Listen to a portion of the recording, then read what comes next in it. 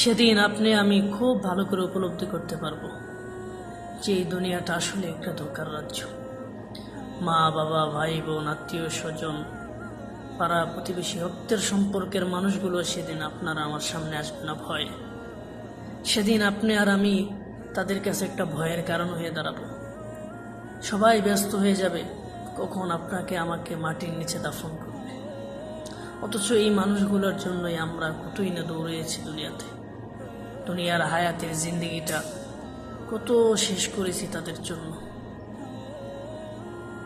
আপনার আমার আপন রক্তের সম্পর্কের কিছু মানুষ আপনি আর আমি যেদিন মারা যাব তাদের কবরস্থান পর্যন্ত যাওয়ার সময় হবে না।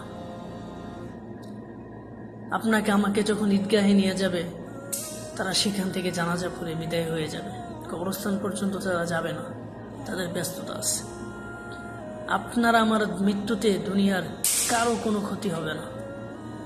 দুনিয়া একটা মিনিট থেমে থাকবে না। দুনিয়ার গতিতে চলতে থাকবে। দুনিয়া বড় স্বার্থপর। এজন্য দুনিয়াতে বেঁচে থাকতে মাঝে মধ্যে সুযোগ হলে মৃত ব্যক্তির গোসল করাবেন, দেখবেন আখেরাতের ভয় অন্তরে জাগবে। জীবনে আমার বহুবার সুযোগ হয়েছে মৃত ব্যক্তির গোসল করানো।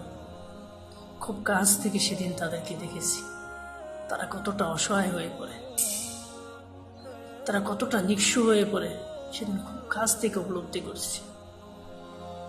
মাঝে মধ্যে মৃত ব্যক্তিকে নিয়ে রাত পাহারা দেবেন, দেখবেন সেদিন কে আপন আর কে পর, কেউ কাছে আসবে না।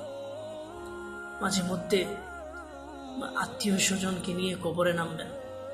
জীবনে বহু আত্মীয় স্বজনকে নিয়ে কবরে নামছি এবং তাদের চেহারাটা শেষবারের মতো খুব আগ্রহ নিয়ে দেখেছি এবং ভেবেছি এই তো তার সাথে আমার অনন্তকালের জন্য জীবনের শেষ দেখা, আর তো কখনো দেখা হবে না।